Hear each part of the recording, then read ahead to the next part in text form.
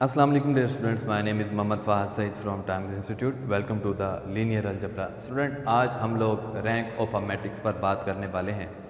आज हम देखेंगे कि रैंक ऑफ अ मैट्रिक्स क्या होता है और इसे किस तरह से फाइंड आउट किया जाता है और इसको फाइंड आउट करने के लिए हमारे पास कितने मेथड्स हुआ करते हैं। तो स्टार्ट करते हैं student. Rank of a matrix क्या होता है? रैंक ऑफ मैट्रिक्स स्टूडेंट, किसी भी मैट्रिक्स में non zero number of non zero rows in a matrix is called rank of a matrix. किसी भी मैट्रिक्स में नॉन ज़ीरो रोज की जो तादाद होगी स्टूडेंट, वो उस मैट्रिक्स का क्या कहलवाएगी? रैंक कहलवाएगी। For example student 2 5 0 1 2 5 0 0 0। आप देख सकते हैं कि इस मैट्रिक्स का रैंक क्या है स्टूडेंट? नॉन ज़ीरो रोज कितनी है स्टूडेंट्स? 1 और 2। तो रैंक इसका स्टूडेंट क्या होगा? 2 होगा। क्लियर हुआ? तो ये है किसी भी मैट्रिक्स का रैंक। अब स्टूडेंट क्वेश्चन यहाँ पर ये अराइज होता है कि रैंक को किस तरह से फाइंड आउट करना है या इसके कितने मेथड्स हैं हमारे पास रैंक के। तो स्टूडेंट बेसिकली हमारे पास रैंक फाइंड आउट करने के 4 मेथड्स हैं। नंबर 1 स्टूडेंट हमारे पास डिटर्मिनेंट मेथड स्टूडेंट हमारे पास है। नंबर 2 स्टूडेंट हमारे पास एचिलॉन मेथड है, एचिलॉन मेथड। नंबर 3 स्टूडेंट हमारे पास है नॉर्मल मेथड। और नंबर 4 पर स्टूडेंट हमारे पास है एलिमेंट्री ट्रांसफॉर्मेशन मेथड।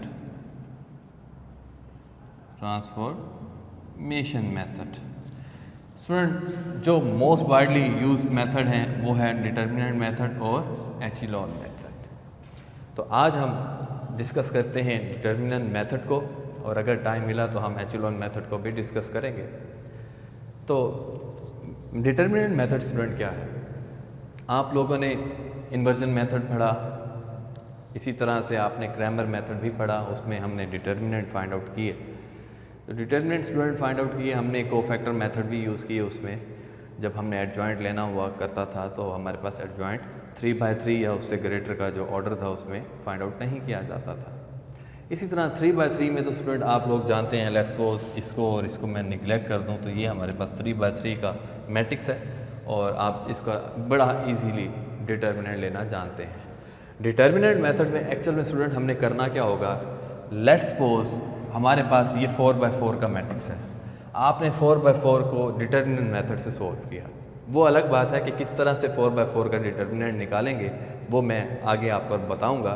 तो हमने स्टूडेंट बिलफर्ज 4/4 का डिटर्मिनेंट हमने फाइंड आउट किया। लेट्स सपोज ये एक ए मैट्रिक्स है और इसका आंसर 0 आया। तो नेक्स्ट हमें क्या करना होगा? हमें अब 4/4 के मैट्रिक्स को रिड्यूस कर देना है 3/3 में, अगर आंसर 0 आता है। अगर स्टूडेंट डिटर्मिनेंट का आंसर 4/4 का 0 नहीं आता तो हम सिंपल इसका आंसर देंगे कि इसका जो रैंक है वो 4 ही है, क्योंकि नॉन ज़ीरो रोज़ की जो तादाद होगी वो इसमें 4 होगी। ठीक है, इस केस में जो रैंक होगा वो 4 होगा। लेट्स सपोज स्टूडेंट अगर हमने ए का डिटर्मिनेंट लिया और आंसर 0 आ गया, तब आपने क्या करना है? फिर 3/3 का मैट्रिक्स लेना है। तो 3/3 में स्टूडेंट आपने ए का डिटर्मिनेंट फाइंड आउट किया और वो 0 के इक्वल नहीं आया। तो इस केस में स्टूडेंट हमारे पास यहाँ पर जो रैंक होगा वो 3 के इक्वल होगा, यानी कि नॉन ज़ीरो रोज़। अगर डिटर्मिनेंट 0 आ गया तो नॉन ज़ीरो रोज़, यानी कि आप इमेजिन कर सकते हैं कि एक रो 0 हो जाएगी, तो नॉन ज़ीरो रोज़ हमारे पास 3 आएंगी। ठीक है, यहाँ तक आ गए। लेट्स सपोज स्टूडेंट अगर 3×3 का डिटर्मिनेंट अगेन क्या आ गया? 0 आ गया, यानी कि आपने 4/4 का लिया, आंसर 0 आया। फिर आपने 3×3 का लिया और उसका आंसर भी 0 आया।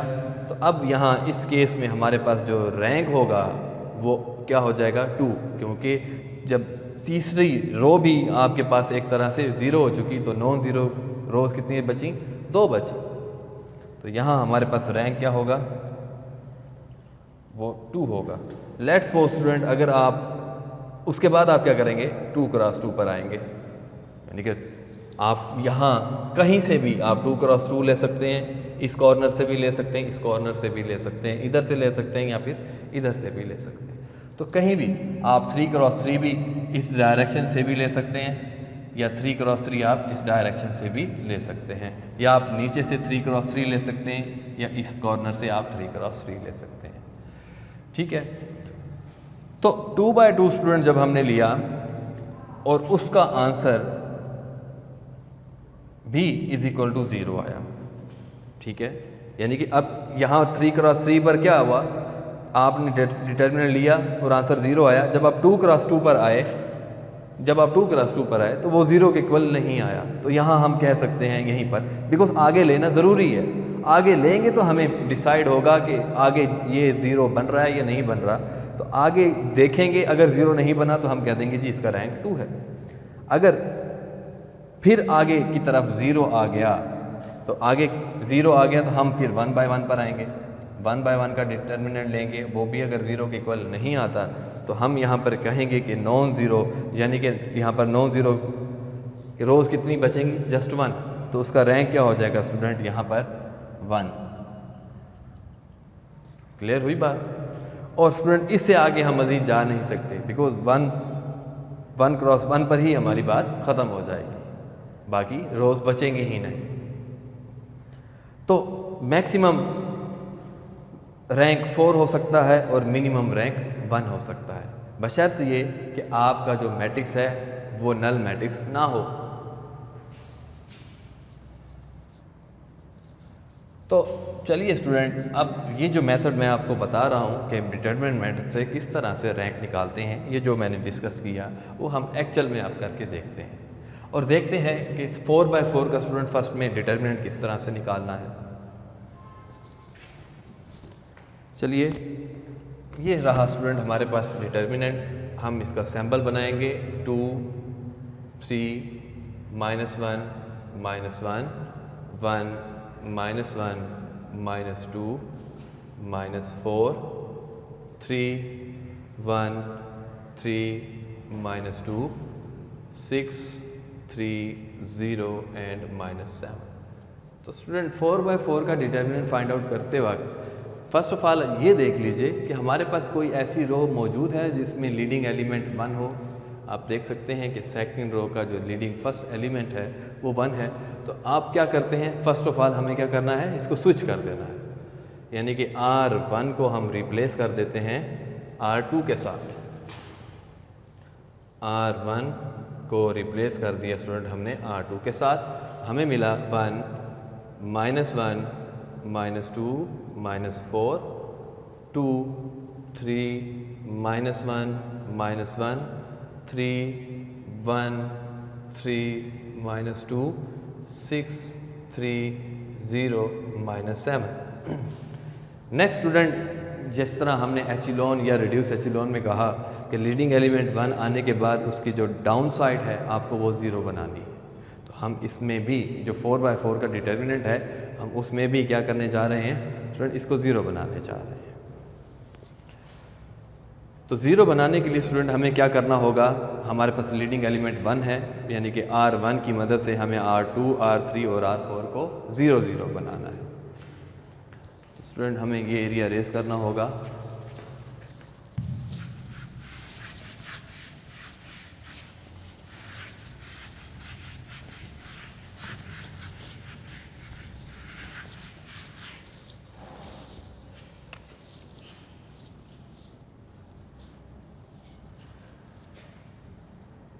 तो R1 तो स्टूडेंट हमारे पास चेंज नहीं होगी, हम इसको सेम एज इट इज़ लिख देते हैं। 1, -1, -2, -4।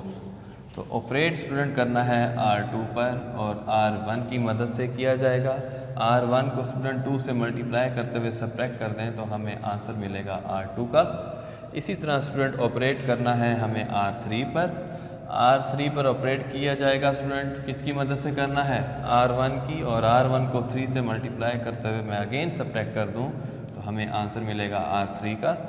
और इसी तरह ऑपरेट करना है R4 पर, R1 की मदद से स्टूडेंट करना है, R1 को मैं 6 से मल्टीप्लाई कर दूं और माइनस कर दूं तो हमें आंसर मिलेगा R4 का। क्लियर हुआ जी स्टूडेंट। R2 हमारे पास, अब इसी ऑर्डर में हमने अपनी रोज़ को लिखना है और उसके बाद हमने इन साइन को देखते हुए आंसर्स को निकालना होगा। तो R2 स्टूडेंट 2, 3, -1, -1, तो R1 को स्टूडेंट 2 से मल्टीप्लाई किया, 2, -2, -4, -8 और साइन चेंज कर देंगे, हमें मिला स्टूडेंट 0, 0, 5, 3 एंड 7। तो ये स्टूडेंट हमें R2 मिली। तो 0, 5, 3, 7। उसके बाद स्टूडेंट, उसके बाद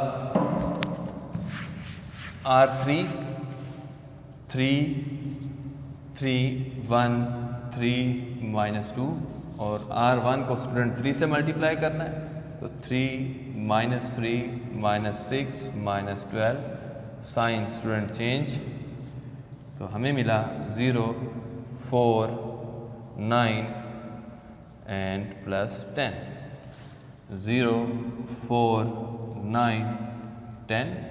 और इसी तरह स्टूडेंट लास्ट हमारे पास जो रो ऑपरेशन है R4, 6, 3, 0, -7 और 6 से मल्टीप्लाई करना है स्टूडेंट R1 को, 6, -6, -12 एंड -24, साइन ऑपोजिट हो जाएंगे स्टूडेंट। तो ये 0, 9, 12 एंड 17। तो हमें मिला स्टूडेंट 0, 9, 12 एंड 17।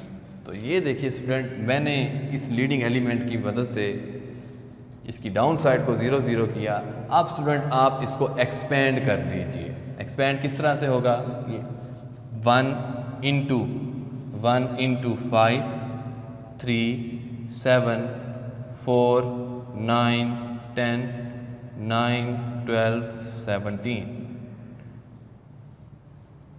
ठीक है। अब इसको एक्सपेंड स्टूडेंट किस वाइज कीजिएगा, कॉलम वाइज करें, क्योंकि कॉलम वाइज आप करते हैं तो ये प्लस माइनस प्लस माइनस, तो ये 0, 0 इस तरह से लिखा जाएगा स्टूडेंट। तो 0 बाहर आएगा, अंदर जो भी मैट्रिक्स होगा वो सारा 0। इसी तरह से अगली एंट्री सब की सब क्या हो जाएंगी, 0, और ओवरऑल आपको आंसर मिल जाएगा 3/3 का। बात समझ में आ रही है स्टूडेंट? ओके। तो 3/3 का स्टूडेंट आप उसी तरह से सॉल्व कीजिए जिस तरह से हम 3/3 मैट्रिक्स को सॉल्व करते हैं। ये स्टूडेंट अभी हम रैंक यानी कि 4/4 को फर्स्ट मेथड कर रहे हैं, ये ध्यान रखिएगा।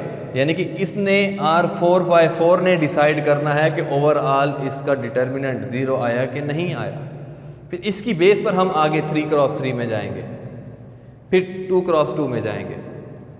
अब स्टूडेंट 5 इंटू, स्टूडेंट मैं डायरेक्ट लिख रहा हूँ, आप इसको डायरेक्ट मल्टीप्लाई कीजिए। 5, चलिए इस तरह से बना लेते हैं, बल्कि 5 इंटू 9, 10, 12, 17, ठीक है। -3 into 4, 10, 9, 17 and +7 into 4, 9, 9, 12। Student multiply करेंगे 5 into 17 into 9, 153 -120 -3 into 17 into 4 student 68 -90 +7 into 48 -81। जी स्टूडेंट यहाँ इसको सॉल्व करते हैं।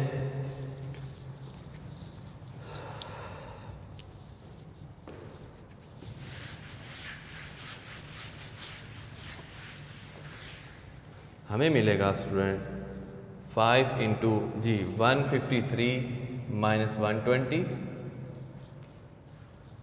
33 minus 3 into 90 minus 68 student 1 carry 10 minus 8 2 8 minus 6 2 minus 22 and plus 7 into 81 minus 48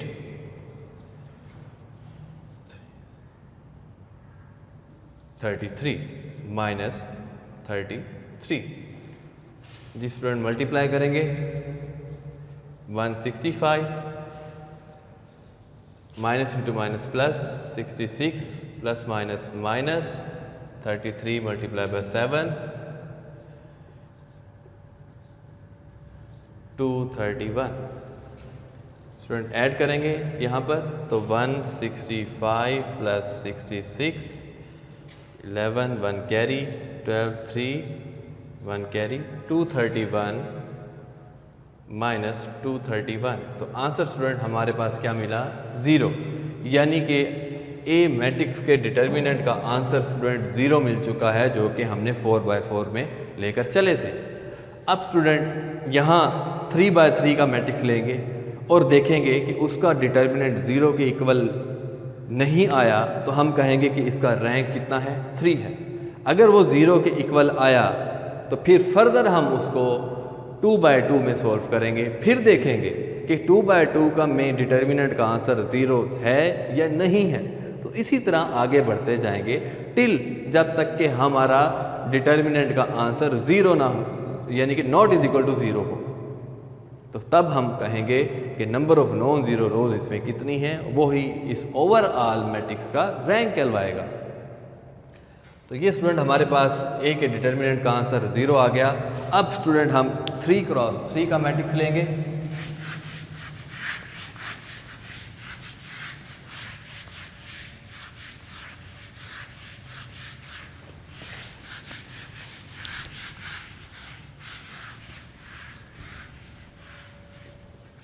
ji student question मैं दोबारा लिख देता हूँ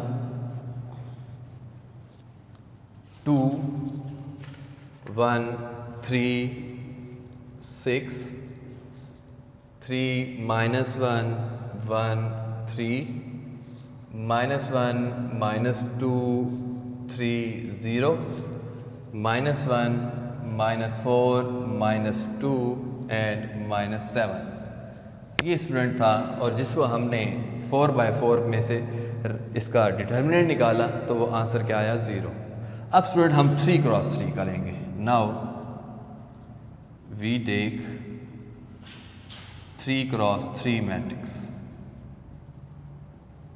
3x3 में स्टूडेंट आपकी चॉइस पर है कि आप इस एज से लेना चाहते हैं, इस कॉर्नर से 3/3 का कॉर्नर लेना चाहते हैं, या इस कॉर्नर से लेना चाहते हैं, या इस कॉर्नर से लेना चाहते हैं। हमारे पास 4 पॉसिबिलिटीज़ हैं। तो हम क्या करते हैं स्टूडेंट, नॉर्मली हम स्टार्ट से ही 3x3 में डिटर्मिनेंट फाइंड आउट करेंगे। तो 2 3 -1 1 -1 -2 3 1 3 ये स्टूडेंट हमने 3x3 का मैट्रिक्स लिया। अब स्टूडेंट इसका डिटर्मिनेंट लेंगे उसी तरह से जिस तरह से हम नॉर्मल लिया करते हैं 3x3 का। तो डिटर्मिनेंट लेने के लिए स्टूडेंट हमें सैम्पल दिखाना होगा 2 1 3 3 -1 1 -1 -2 एंड 3। तो student row wise plus minus plus जी। तो स्टूडेंट हमें मिलेगा 2 इंटू स्टूडेंट इसको डायरेक्ट करेंगे हम बिकॉज इजी वैल्यूज़ हैं -3 -3 minus into minus +2 -3 +2। Next student हमारे पास -3 है और यहाँ आप देख सकते हैं कि ये और ये एरिया कैंसिल हो गया। तो हमें मिलेगा 1 into 3 and minus into minus हो जाएगा प्लस, यानी कि 3 + 6 नेक्स्ट स्टूडेंट हमारे पास है -1 बिकॉज प्लस माइनस माइनस हो जाएगा। तो ये स्टूडेंट हमारे पास रहा। यहाँ आप देख सकते हैं 1 इंटू 1 1 एंड -3 है तो +3, तो 1 + 3 तो हमें मिला स्टूडेंट 2 -1 -3 इंटू 9 -1 इंटू 4 -2 -21 -4 स्टूडेंट हमें मिला -6 और -27 which is not is equal to 0। तो यहाँ देखिए स्टूडेंट ये हमने डिटर्मिनेंट लिया और यहाँ आंसर अगर 0 बनता तो फिर फर्दर सोल्व करते। इसका मतलब है हमारे पास number of non zero rows student आ चुकी हैं 3, बिकॉज यहाँ तभी पता चलेगा जब हम 3 क्रॉस 3 का ऑर्डर लेकर उसका डिटर्मिनेंट लेंगे, तो तभी मालूम होगा कि रोज़ जो हैं वो नॉन ज़ीरो 3 हैं। इसका मतलब जो रैंक है, रैंक ऑफ मैट्रिक्स क्या होगा फाइनली इज इक्वल टू 3 होगा। क्लियर हुआ स्टूडेंट? तो ये था स्टूडेंट आज डिटर्मिनेंट मेथड से रैंक फाइंड आउट करने का मेथड, और इंशाल्लाह नेक्स्ट लेक्चर में हम एचेलॉन मेथड को भी डिस्कस करेंगे। होपफुली स्टूडेंट आज का लेक्चर आपको समझ में आया होगा कि किस तरह से हम 4x4 मैट्रिक्स को रिड्यूस करते हैं 3x3 मैट्रिक्स में, यानी कि उसकी जो लीडिंग एलिमेंट को 1 बनाते हुए डाउन साइड को 0 बनाते हैं, और जब हम उसको एक्सपेंड करते हैं तो वो फर्स्ट 1 होने की वजह से वो नॉन ज़ीरो हो जाएगा, और अदर जो आगे जो टर्म्स आएंगी वो उसके बाहर की तरफ 0 होने की वजह से वो कंप्लीट 0 हो जाएंगे। तो यहाँ इस तरह से हमारे लिए 4x4 को रिड्यूस करना बड़ा आसान हो गया इंटू 3x3 में, और अगेन आपने 3x3 को आगे सोल्व करना है। वो है हमारे पास 4x4 को सोल्व करने के लिए। तो 4x4 को जैसे ही हमने देखा कि वो 0 है, अगर वो 0 ना होता तो हम कहते कि नॉन ज़ीरो रोज़ इसमें 4 हैं, इसलिए इसका जो रैंक है वो भी 4 है। तो अगर वो 0 आया तो हम उसी की बेस पर आगे बढ़े, 3x3 पर आए। तो 3x3 पर आने के बाद हमने देखा कि आगे ये जाता है या नहीं जाता। अगर ये नहीं जाता तो इट मीन्स हमारे पास वही प्रीवियस आंसर स्टिल वैलिड होगा। अगर ये 0 आ जाता है तो फर्दर आगे प्रोसेस यूज़ करेंगे, और तब तक हमने देखते रहना है जब तक कि वो 0 के इक्वल ना हो।